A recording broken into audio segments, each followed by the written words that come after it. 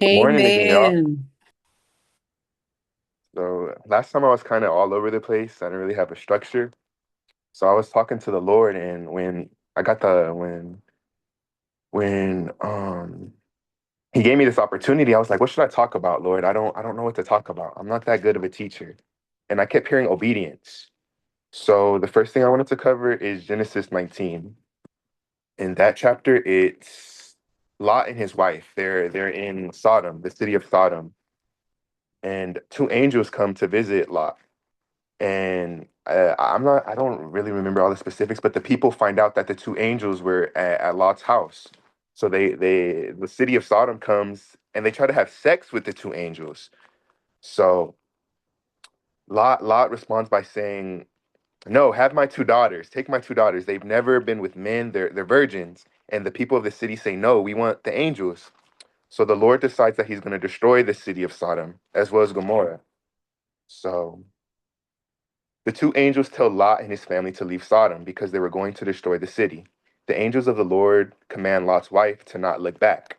She disobeys and is turned into a pillar of salt. A lot of us, me especially, fall victim to this. We are past.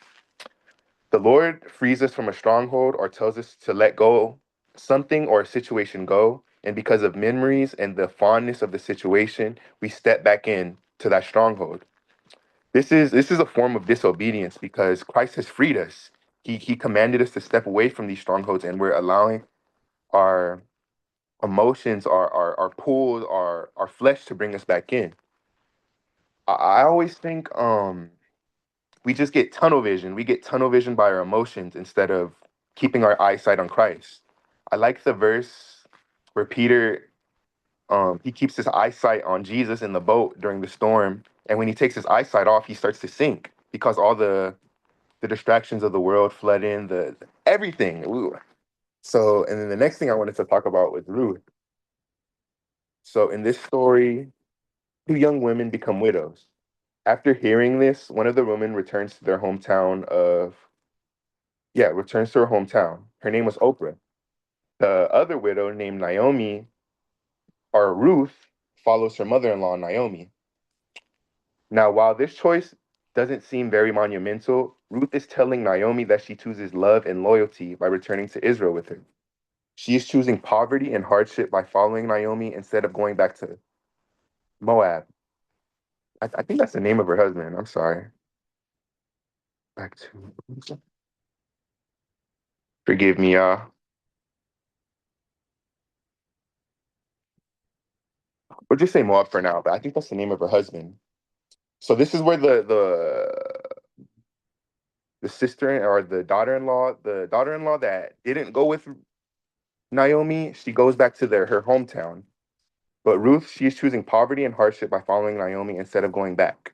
She even claims that Naomi God will become her God, which is beautiful. I always love that verse. Because of this obedience, she eventually meets Moab, a relative of Naomi's husband. Boaz, his name was Boaz, excuse me. Boaz is everything Ruth could ever dream of: handsome, rich, and most importantly, a man of God. This shows how, as humans, we never, ever, ever see the clear picture. We only see the tad bits, the puzzle pieces, I should say. Who knows how Ruth's life would have turned out if she was disobedient and chose to return and listen to her intuition. And even funnier, I was doing some deeper research. Ruth's descendants were is King David.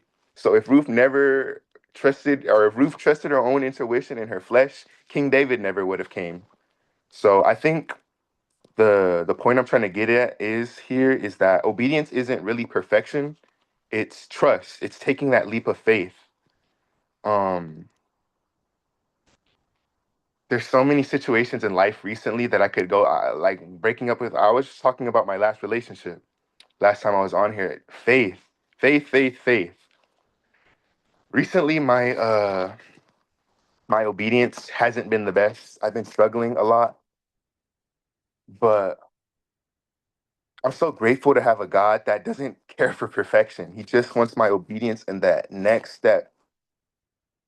As a 20-year-old, there's so many distractions around me. Women, drugs, drinking, and each day I have to remind myself to. I came up with this little plan. Because I always remember that following Christ is a marathon. It's not a sprint, and that's where I kind of get caught up. I always get caught up in thinking in a week, in a month, am I still going to be this holy? Am I still going to feel this fire? So I think yesterday I was talking to Christ, and I was like, I always say, Lord, how can my heart, how can my love grow for you? So this morning I woke up. I woke up at 4 this morning. I woke up super early. I couldn't sleep, and the Lord told me, um, just worry about today. Don't worry about tomorrow. Follow me for today. So that's my new thing. Instead of worrying about tomorrow, instead of worrying about anything else, I'm just gonna follow him today.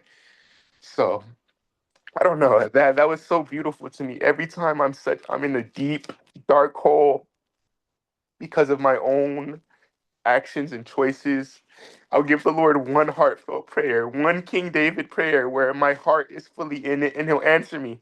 It may not be that same day, but he always answers. So I just want to encourage you guys to be obedient. Obedience is a sweet smelling aroma to our God. Like,